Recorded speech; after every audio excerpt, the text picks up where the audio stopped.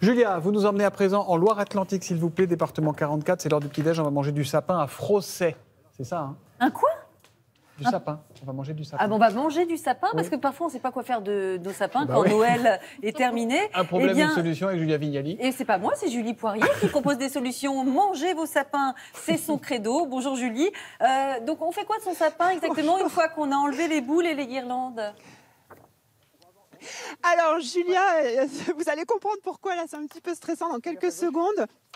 Eh bien sachez que 6 millions de sapins naturels sont vendus chaque année et forcément pour Noël, après il faut trouver des solutions pour les recycler. Fini le temps où on brûle les sapins. Désormais on en fait, vous le savez, du compost. Mais depuis quelques années on en donne aussi à manger aux animaux. Regardez, tant pis je vous le montre maintenant parce que c'est impressionnant. On est rentré ici dans le parc Légendaire dans l'enclos des loups, vous le voyez sur cette image. Donc, effectivement, on leur donne à manger et ça leur permet aussi de jouer avec. Alors Ici, on les voit pas beaucoup, mais on aperçoit effectivement les loups là. Ouais. Il y en a combien à peu près autour de vous, comme on les voit pas très bien? Il y en a combien? Là, il y en a 4. Il y a des bébés, des adolescents, mais il y a aussi les parents et la maman. Alors, je suis avec Nicolas, donc on va anticiper un petit peu ce qu'on avait prévu. Ici, il y a 500 animaux sur le parc, 60 espèces. Nicolas, clairement, là, on est en train de leur donner des sapins naturels. Hein. Pas de flocage, pas de neige. Hein. Pas de neige, pas de flocage, tout simplement que des sapins naturels qu'on récupère des personnes qui vont nous les amener. Et le but est de pouvoir créer ce qu'on appelle un enrichissement, c'est casser un quotidien pour éviter tout simplement une routine. Et là, ils ont des sapins qui vont pouvoir tirer, jouer avec, et il y a un supplément de nourriture. Alors, ils sont derrière, on va laisser le géris décaler ce qu'il est au pied d'un sapin avec de la viande dedans. Voilà, donc on va reculer. Alors, on va reculer. Alors là, ils sont en train de faire ça. Il y a d'autres animaux qui vraiment les mangent le sapin en lui-même, hein, on est bien d'accord.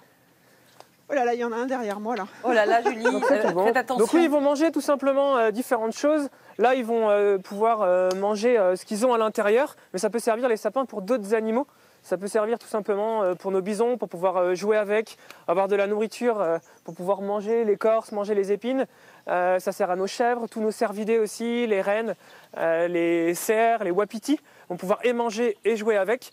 Et puis, on va pouvoir avoir effectivement là les loups qui sont en train de sentir. L'olfaction est très importante chez eux et ils vont pouvoir chercher la nourriture à l'intérieur. Donc là, on a caché de la viande un petit peu partout et comme ça, ils peuvent tout simplement chercher et manger cette nourriture. Ils sont magnifiques, ces loups. Je vous le dis, Julia et Thomas, je ne sais pas si je suis heureuse ou si j'ai peur. Je ne sais pas ce qui l'emporte autour de moi, mais c'est juste un instant magnifique en tout cas. On entend plus la peur que le bonheur. Oui, votre voix tremble un peu. Donc ce sont des jeunes. Là, c'est un jeune qui est juste devant. Voilà, votre voix tremble un peu et on se met à votre place. Ça doit être assez impressionnant. Mais dites-moi, ils font pas une indigestion, tous ces animaux, à manger, je sais pas, 200 sapins, je crois qu'il y en avait l'année dernière. C'est beaucoup quand même. Ouais, l'année dernière, 200 sapins qui ont été effectivement récoltés l'année dernière. Alors non, il n'y a pas d'indigestion parce que forcément on leur donne petit à petit. Et puis surtout, eh bien, regardez, là j'ai un sapin dans ma main. Il y a aussi tous ces sapins qui arrivent en pot, hein, qui sont déposés par les habitants du coin. Et ceux-là, ils sont replantés comme tous les sapins utilisés pour Noël sur le parc, Anaïs. Tout à fait, on s'inscrit dans une démarche éco-responsable de plus en plus. Et voilà, en 30 ans d'existence, on a planté pas moins de 15 000 arbres sur nos 33 hectares de terre. Et rien que cette année, on en est à plus d'une centaine d'épicéas plantés sur le parc. Voilà, alors une belle histoire qu'on vous raconte ce matin. C'est vrai que j'ai un peu la trouille, Thomas et Julia. Mais c'est magnifique. Regardez, on va finir sur ces images de ces loups. Il y a quand même des adolescents dedans, hein. Des petits bébés. Hein. Ah oui, on va le dire quand même. Oui, c'est un bébé. 1 an, c'est ça, hein. Voilà, même en fait, ils sont nés en mai de l'année dernière. En mai l'année dernière, voilà. Et, merci.